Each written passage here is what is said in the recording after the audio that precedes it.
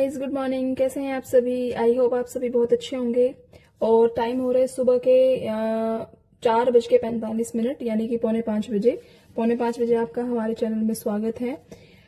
आज हम general studies के पेपर को एनालाइज करेंगे। एनालाइज तो क्या करेंगे, आज सिर्फ क्वेश्चंस को देखेंगे, क्वेश्चंस का लेवल क्या रहा है अब की बार। और क्योंकि आपको पता है, अगर आप यूपीएससी की प्रिपरेशन कर रहे हो या किसी भी एग्जाम की प्रिपरेशन कर रहे हो तो उसके लिए प्रीवियस ईयर क्वेश्चंस का कितना इंपॉर्टेंस रहता है और कितना नहीं। देखो, पूरी प्रिपरेशन में ना दो ही सच्चे साथी होते हैं। Number 1 previous year questions PYQs, और नंबर 2 सिलेबस। अगर आप इन दोनों चीजों को साथ में लेकर चल रहे हैं और अपनी प्रिपरेशन कर रहे हैं, मेहनत कर रहे हैं, स्मार्ट स्टडीज कर रहे हैं, तो आप ये बहुत इफेक्टिव हो सकती है।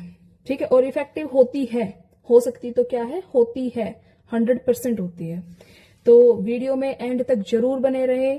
और अगर आपको वीडियो पसंद आती है तो लाइक, शेयर, सब्सक्राइब, कमेंट सब कुछ करो, ठीक है ना। तो वीडियो में बने रहिए, अपन ही देखेंगे। और इसके 20 के 20 क्वेश्चंस को देखते हैं। जो पास इनका ऑफिशियल 3 क्वेश्चन पेपर है, आप देख सकते हैं, ठीक है, हार्ड कॉपी में। तो ये कोई फोटो स्टेट नहीं है, रियल क्वेश्चन पेपर है, हाथ में लेने में भी अच्छा लग रहा है। तो गाइस देख सकते हैं, मेरे हाथ में है क्वेश्चन पेपर, सामान्य अध्ययन प्रश्न पत्र 1। इसमें कुछ इंस्ट्रक्शंस दे रखी हैं हमारी फ्रंट पेज पे, जो कि पढ़ना ज़रूरी हो जाती है।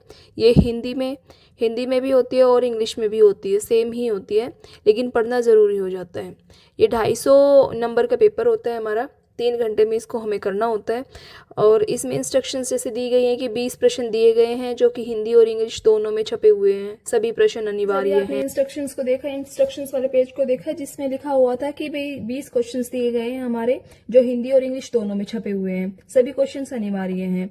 और इसमें जो 1 से लेके 10 तक उत्तर हैं वो 150 वर्ड्स में लिखने हैं, और जो 11 से 20 तक की संख्या है वो 250 वर्ड्स में लिखने हैं। तो इसमें सारा का सारा खेल जो होता है वर्ड्स का होता है। और इसमें एक लाइन और दी गई है, लास्ट में लाइन ना बहुत सुंदर लिखी गई है वर्ड्स को लेकर, जो कि हिंदी में तो इस प्रकार लिखी गई है कि प्रश्नों को इंगित शब्द सीमा को ध्यान में रखिए, ठीक है। और इंग्लिश में लिखी गई है, keep the words limit indicated in the questions in mind. शब्द सीमा का हमें बहुत ही ज्यादा ध्यान रखना पड़ेगा कि 250 अगर शब्दों में लिखना है या 150 शब्दों में लिखना है तो उससे ज्यादा ना हो और बहुत ज्यादा कम भी ना हो, ठीक है। तो आज की हम अपनी वीडियो को स्टार्ट करते हैं क्वेश्चन नंबर 1 से। तो लेट्स गो। तो गाइज आप देख सकते हैं, हमारा फर्स्ट क्वेश्चन हमारे सामने है। ऋग्वैदिक से उत्तर वैदिक काल तक सामाजिक और आर्थिक क्षेत्र में घटित परिवर्तनों को रेखांकित कीजिए। Underline the changes in the field of society and economy from the Rigvedic to the later Vedic period। देखो, इसमें आप क्या कर सकते हो ना, अपनी थीम को पकड़ सकते हो। जिन्होंने अभी तक मेंस नहीं लिखा है तो वो अपनी थीम को पकड़ सकते हो। जैसे इसमें क्या आया है, ऋग्वैदिक से उत्तर वैदिक काल, आपको ये पढ़ना ही पढ़ना है, ठीक है, इंपॉर्टेंट हो जाता है, ये हर साल क्वेश्चन पूछा जाता है। नेक्स्ट क्वेश्चन पर आते हैं। दक्षिण भारत में कला व साहित्य के विकास में कांची के पल्लवों के योगदान का मूल्यांकन कीजिए। ये 150 वर्ड्स में लिखना है। Estimate the contribution of Pallavas of Kanchi for the development of art and literature of south India. तो इसमें दक्षिण भारत में जो हमारी कला व साहित्य के विकास के लिए था, कांची के पल्लवों के योगदान जो भी रहे हैं वो सब इसमें हमें लिखने हैं। नेक्स्ट क्वेश्चन पर आ जाते हैं। वे कौन सी घटनाएं थी जिनके कारण भारत छोड़ो आंदोलन शुरू हुआ, इसके परिणामों को स्पष्ट कीजिए। मॉडर्न हिस्ट्री का आ गया हमारा। तो आप देख सकते हैं कि क्वेश्चन बहुत ज्यादा मुश्किल नहीं है, अभी तक तो ठीक क्वेश्चन है, लेकिन इतने इजी भी नहीं है। थर्ड क्वेश्चन जैसे कि हमने देखा अपना हिंदी में, तो ऐसे ही इंग्लिश में लिखा हुआ है इसमें, what were the events that led to the Quit India movement, point out its results. इसके रिजल्ट्स बताने की क्या हमारे इसके परिणाम रहे थे। फोर्थ क्वेश्चन की तरफ बढ़ते हुए देखते हैं। समुद्री सतह के तापमान में वृद्धि क्या है? यह उष्णकटिबंधीय चक्रवातों के निर्माण को कैसे प्रभावित करता है? What is the sea surface temperature rise? How does it affects the formation of tropical cyclones? Next question की तरफ चलते हैं, फिफ्थ क्वेश्चन की तरफ। छोटे शहरों की तुलना में बड़े शहर अधिक प्रवासियों को क्यों आकर्षित करते हैं? विकासशील देशों की स्थितियों के आलोक में इसकी विवेचना कीजिए। Why do large cities trend to attract more migrants than smaller towns? Discuss in the lights of condition in developing countries. देखो कितना सुंदर क्वेश्चन पूछा गया है।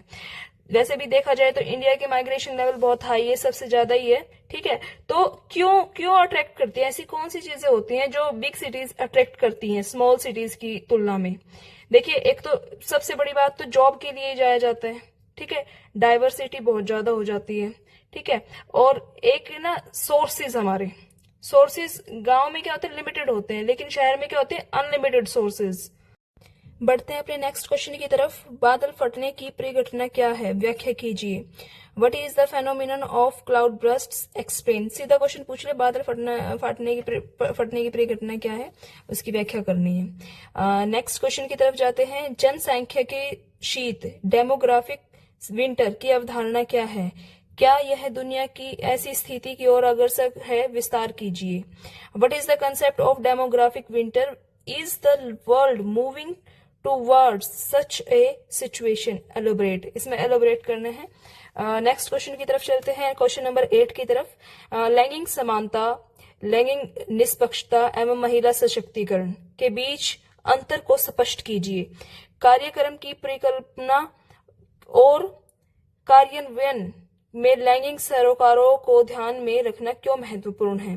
देखिए, वुमेन एम्पावरमेंट पे क्वेश्चन है ये, और जेंडर इक्वालिटी पे और जेंडर इक्विटी पे, ठीक है। तो ये क्वेश्चन दिया गया है इसमें, जो कि हर साल पूछा ही जाता है, ठीक है। ये एक थीम है जिसको हर साल यूपीएससी पूछती है। Distinguish between gender equality, gender equity and women's empowerment. Why is it important to take gender concerns into account in program design and implementation? तो क्वेश्चन इतना भी मुश्किल नहीं है, ठीक है, इसको किया जा सकता है, अटेम्प्ट किया जा सकता है। नेक्स्ट क्वेश्चन की ओर चलते हैं। क्वेश्चन नंबर 9 को देखते हैं गाइस। 8 हमने देख लिया, 9 की बारी है। तो देखिए, ये बड़ा सुंदर क्वेश्चन पूछा गया है अब की बार। समान सामाजिक आर्थिक पक्ष वाली जातियों के बीच अंतरजातीय विवाह कुछ हद तक बढ़े हैं, किंतु अंतरधर्मीय विवाहों के बारे में यह कम सच है, विवेचना कीजिए। Intercaste marriages between caste which have socio-economic parity have increased to some extent, but this is less true of interreligious marriages. Discuss. Society के ऊपर क्वेश्चन है, काफी अच्छा है। नेक्स्ट क्वेश्चन की तरफ चलते हैं, 10th क्वेश्चन की तरफ। विकास के सामाजिक आर्थिक मुद्दों से निपटने में सरकार, गैर सरकारी संगठनों एवं निजी क्षेत्रों के बीच किस प्रकार का सहयोग सर्वाधिक उपयोगी होगा। In dealing with socio-economic issues of development, what kind of collaboration between government, NGOs and private sector would be most productive? काफी अच्छा क्वेश्चन दिए गए हैं गाइस। आप मुझे कमेंट में जरूर बताना कि अभी तक आपको एग्जाम का लेवल कैसा लग रहा है। देखनी पड़ रही है, पर कोई नहीं गाइस, थोड़ी सहन कर लो। अभी तक हमने 10 क्वेश्चंस को देखा है, तो 10 क्वेश्चन देखने के बाद आपको कैसा लगा, किस तरह के क्वेश्चंस आ रहे हैं, आपको पता लग रहा है क्या पूछा जा रहा है। कुछ थीम्स हमारी रिपीटेड हैं जो हमारी हर साल पूछी जाती है। देखो, प्रीवियस ईयर क्वेश्चंस पढ़ने का मतलब ये नहीं है कि आपने पढ़ लिया और छोड़ दिया, नहीं। अभी हम इनको सिर्फ रीड कर रहे हैं, उसके बाद हम इसको एनालाइज भी करेंगे, ठीक है। क्या पूछा गया है, आगे किस प्रकार की संभावनाएं बन सकती हैं, क्योंकि इन्हीं में से क्वेश्चंस आते हैं। देखो, कुछ क्वेश्चंस डायरेक्ट पूछे जाते हैं, इन्हीं को घुमा फिरा के पूछ दिए जाते हैं। थीम्स हमारी most of the time same ही होती है, ठीक है। तो हमें प्रीवियस ईयर क्वेश्चंस बहुत अच्छे से करना होता है। इससे हमारी जो तैयारी है ना, काफी हद तक बेहतर बन सकती है एक कम समय में। तो 10 क्वेश्चन देखिए, जिसमें कुछ क्वेश्चंस तो हमारे डायरेक्ट पूछे गए हैं, कुछ हमारी सोसाइटी से रिलेटेड भी क्वेश्चंस हैं, काफी अच्छे क्वेश्चंस पूछे गए हैं, ठीक है। तो जैसे एक क्वेश्चन मुझे बहुत पसंद आया था कि छोटे शहरों की तुलना में बड़े शहर क्यों आकर्षित करते हैं, ठीक है, काफी अच्छा क्वेश्चन है। या ये इंटरकास्ट मैरिज वाला भी काफी अच्छा क्वेश्चन है। देखिए, पेपर आसान नहीं है, मैं ये नहीं कह रही कि पेपर बहुत आसान है।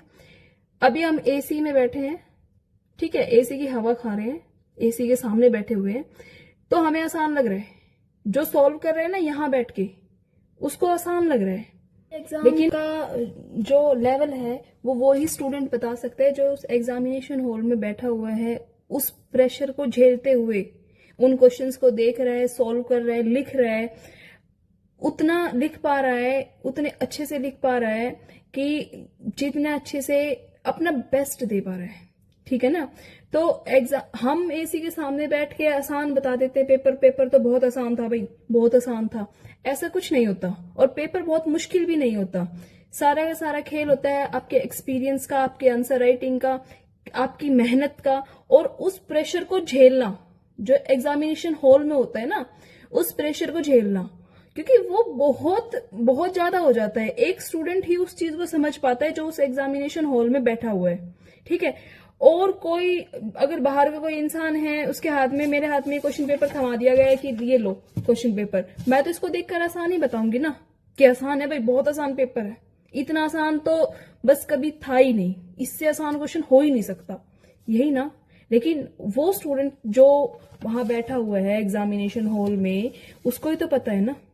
तो इस बात से कौन कौन बच्चा एग्री करता है, कमेंट में जरूर बताइए, और वीडियो में लास्ट तक जरूर बने रहें, क्योंकि आगे हम इसी आज के लिए इतने ही क्वेश्चंस रखते हैं, 10 क्वेश्चंस ही रखते हैं, ठीक है। इसी का पार्ट सेकंड में लेकर आऊंगी, जिसमें बाकी के 10 क्वेश्चंस जो 250 वर्ड्स में हमें लिखने हैं, उसको डिस्कस करेंगे, उसको देखेंगे कि कैसे क्वेश्चन आए हुए, कैसे क्वेश्चन नहीं आए हुए। और जो मेरी बात से सहमत हैं वो लाइक जरूर करें, कमेंट जरूर करें, और अगर आप चैनल पर नए हैं तो चैनल को सब्सक्राइब जरूर करें प्लीज।